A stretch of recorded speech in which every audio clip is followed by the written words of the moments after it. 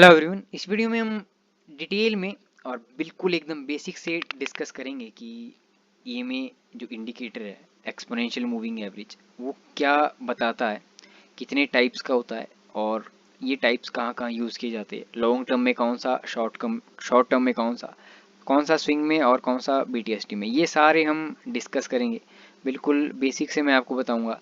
तो स्टार्ट करते हैं कि इसका एक्चुअल डेफिनेशन क्या बताती है। इसकी डेफिनेशन ये बताती है कि किसी भी स्टॉक का जो पिछले 200 दिन का प्राइस होगा उसका एवरेज निकाला जाएगा और जो एवरेज निकल करके आपके पास आएगा उसको ही हम ईएमए बोल देते हैं। राइट, ये होगी इसकी डेफिनेशन।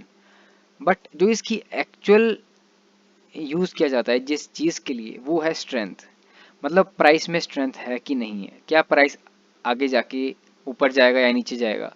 तो वो चीज़ हम यहाँ ईएमए की मदद से आइडेंटिफाई कर सकते हैं। मतलब स्टॉक में स्ट्रेंथ है कि नहीं, वो हम आइडेंटिफाई करेंगे अभी यहाँ पे भी, मतलब एग्जांपल मैं आपको दिखाऊंगा।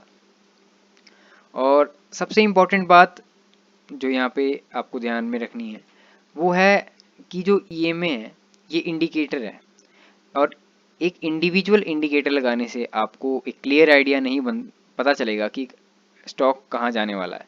आपको या तो कॉम्बिनेशन में इसको यूज़ करना है। अगर आप अपना एनालिसिस करते हो तो आपको 2 या 3 इंडिकेटर और यूज़ करने हैं ईएमए के साथ में।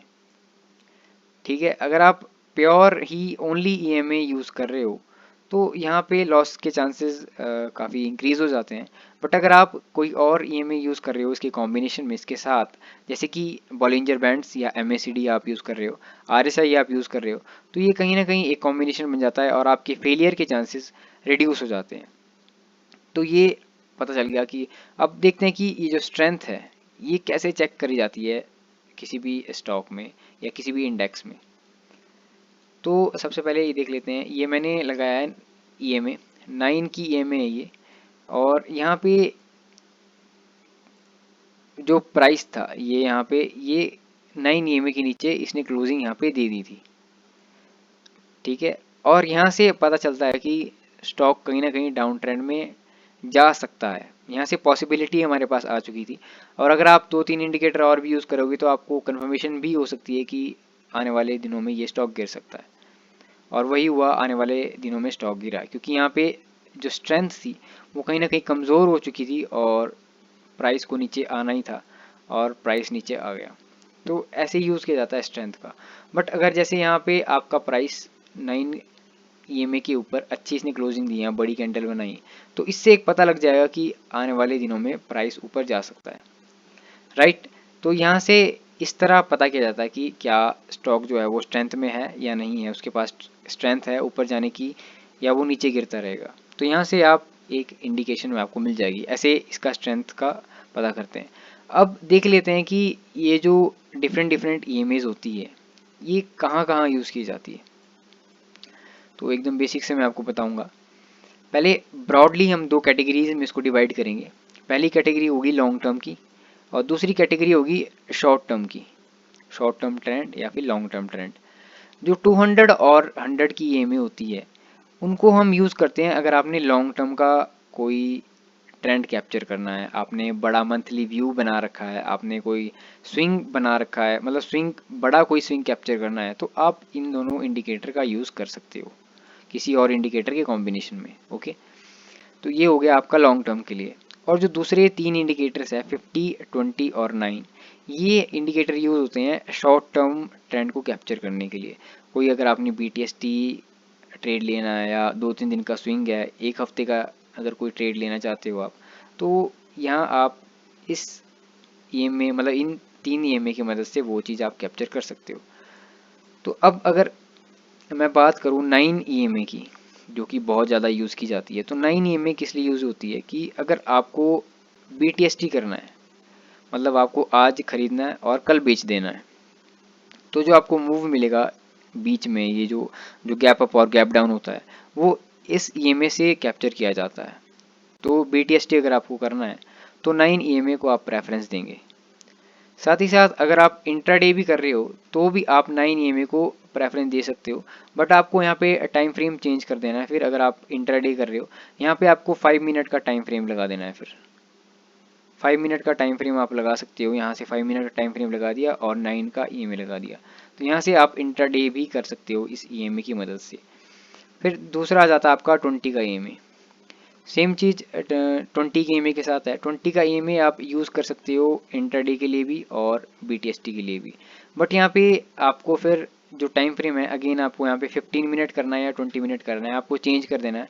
आपको बड़ा टाइम फ्रेम रखना पड़ेगा यहाँ पर, बट 9 ईएमए यूज़ ज़्यादा होता है, तो आप 9 में ही अगर करना चाहो, क्योंकि 20 ईएमए में आपको जो मूव है वो थोड़ा बड़ा मूव मिलेगा, बिग मूव आपको मिलेगा 20 ईएमए में एज़ कम्पेयर टू 9 में, क्योंकि ईएमए आपको एक स्ट्रेंथ बताता है। तो अगर 200 ईएमए के पास स्ट्रेंथ ज़्यादा है तो ये ज़्यादा ऊपर जाएगा, मतलब आपको इंडिकेट करेगा कि प्राइस में ज़्यादा स्ट्रेंथ है और प्राइस ऊपर जा सकता है। बट 9 अगर जैसे छोटा टाइम फ्रेम है तो आपको छोटे टाइम फ्रेम के लिए बताएगा कि स्ट्रेंथ छोटे टाइम फ्रेम के लिए है और आने वाले टाइम में ये नीचे भी गिर सकता है। बट 20 एक बड़ा टाइम फ्रेम है, तो जितना बड़ा टाइम फ्रेम होगा उतना बड़ा मूव आप कैप्चर कर सकते हो, क्योंकि स्ट्रेंथ उतनी ज़्यादा होगी प्राइस में। और अगर आपको कैप्चर करना है पूरी एक वीक का कोई ट्रेंड स्विंग कैप्चर करना है, 2-3 दिन का स्विंग कैप्चर करना है, तो आप 50 ईएमए यूज़ कर सकते हो और इसके साथ आप कॉम्बिनेशन में 20 भी यूज़ कर सकते हो। तो टाइम फ्रेम ही वेरी करता है कि अगर आपको छोटे टाइम फ्रेम में कोई मूव कैप्चर करना है तो आप छोटा ईएमए यूज़ करोगे, अगर बड़ा टाइम फ्रेम के लिए कैप्चर करना है तो आप थोड़ा बड़ा ईएमए यूज़ करोगे, और अगर काफ़ी लॉन्ग टाइम के लिए जाना है तो फिर ये 2 ईएमएज यूज़ किए जाते हैं। तो ये हमने देख लिया कि कौन सा ईएमए कहाँ यूज़ किया जाता है। अब इसको एक बारी चार्ट पे भी समझ लेते हैं कि अब यहाँ पे जो ये इंडिकेटर मैंने लगाया है, ये इंडिकेटर के ऑप्शन से यहाँ से आप ईएमए अगर यहाँ पे लिखोगे तो आपके पास ये इंडिकेटर आ जाएगा यहाँ पे, तो इसको आप लगा लोगे, मैंने ऑलरेडी लगाया हुआ है। यहाँ से आप सेटिंग्स इसकी कर सकते हो, क्योंकि डिफ़ॉल्ट जो आएगा आपके पास ये लेंथ उसकी 9 ही आएगी। बट अगर आपको लॉन्ग टर्म के लिए, जैसे मान के चलते हैं आपको लॉन्ग टर्म के लिए देखना है, तो आप यहाँ पे 9 की जगह 200 डाल सकते हो या 100 डाल सकते हो। तो ये जो ईएमए है वो 200 पे शिफ्ट हो जाएगी। अब देख सकते हैं पहले लाइन यहाँ कहीं आ रही थी, अब लाइन यहाँ पे आ चुकी है, तो ये 200 का ईएमए है। और जो 200 का ईएमए की खास बात होती है कि 200 का ईएमए एक स्ट्रॉन्ग सपोर्ट की तरह भी वर्क करता है। अब जैसे कि मैं यहाँ पे अगर बताऊँ तो यहाँ पे 200 ईएमए के आसपास काफ़ी गिरावट हुई थी, इसलिए बहुत बड़ी गिरावट यहाँ पे हुई थी। ये इंडेक्स का चार्ट है और यहाँ पे एक बाउंस बैक, मतलब यहाँ पे क्रॉस भी इन्होंने करना नहीं दिया यहाँ पे 200 की ईएमए को, और यहाँ से एक अच्छा बाउंस बैक और एक अच्छी रैली उसके बाद यहाँ पे आई है। तो 200 का जो ईएमए होता है वो एक स्ट्रॉन्ग सपोर्ट भी उसको बोलते हैं कई बार। जैसे यहाँ पे अगेन यहाँ पे प्राइस गिरा, बट 200 एग्जैक्टली 200 ईएमए के पास से बाउंस बैक हुआ, बिल्कुल देख सकते हैं आप, क्रॉस भी नहीं हुआ। तो ये कहीं ना कहीं एक स्ट्रॉन्ग सपोर्ट भी बोल सकते हैं यहाँ पे। और बाकी अगर बाकी चार्ट्स में देखा जाए और जो 200 के ईएमए के नीचे है, अगर मैं चार्ट ऐसा फाइंड आउट करूं, जो स्टॉक्स 200 ईएमए के नीचे होते हैं वो एक्चुअली में स्ट्रेंथ खो चुके हैं वो स्टॉक। अब देख ये है, ये एपटेक लिमिटेड का चार्ट है। अब इसका चार्ट अगर हम देखें तो ये 200 ईएमए के नीचे है, ये 200 की ईएमए है और ये प्राइस 200 ईएमए के नीचे ट्रेड कर रहा है काफ़ी दिनों से। यहाँ पे इसने थोड़ा सा ब्रेकआउट दिया था बट सस्टेन नहीं करा ये और फिर इसे गिर गया ये। और ये देख सकते हैं ये कितने दिनों से, ये मतलब कितने महीनों से ये 200 की ईएमए के नीचे ये ट्रेड कर रहा है। यहाँ पे इसने ब्रेक डाउन दिया था और ये इतने टाइम से 200 ईएमए के नीचे ही ट्रेड कर रहा है। दैट मीन्स इसमें स्ट्रेंथ बिल्कुल नहीं है। ऐसे स्टॉक से आपने बचना है हमेशा, क्योंकि इन स्टॉक्स में स्ट्रेंथ लाने के लिए मतलब एक बहुत बड़ा पैसा चाहिए और किसी बड़े प्लेयर को यहाँ पे एंट्री बनानी पड़ेगी, तो ही आप इस ईएमए को क्रॉस कर सकते हो। और क्रॉस करने का एक जो सिंपल रूल यहाँ पे होता है कि अगर कोई भी प्राइस इस ईएमए को क्रॉस करता है उसमें स्ट्रेंथ होनी चाहिए, वहाँ पे वॉल्यूम होनी चाहिए। जैसे कि ये रैली है, अगर ये रैली यहाँ से आती है दैट मीन्स यहाँ पे स्ट्रेंथ है, क्योंकि ये रैली यहाँ से नहीं, यहाँ इसके अंडर ही यहाँ पे बिलो द 200 ईएमए यहाँ पे ये रैली आई, तो इसका कोई मतलब नहीं है।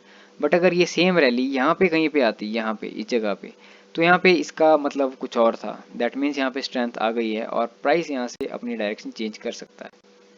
तो इस तरह आपने किसी भी स्टॉक में कैसे स्ट्रेंथ देखी जाती है वो पता कर सकते हो आप। और अगर आप एंट्री बना रहे हो तो आप एक बारी 200 EMA ज़रूर चेक करें, क्योंकि अगर प्राइस 200 EMA के नीचे है तो उसमें आप एंट्री अवॉइड करें, क्योंकि इसका कुछ नहीं पता, अगर ये सपोर्ट यहाँ से टूटता है तो प्राइस और नीचे भी गिर सकता है।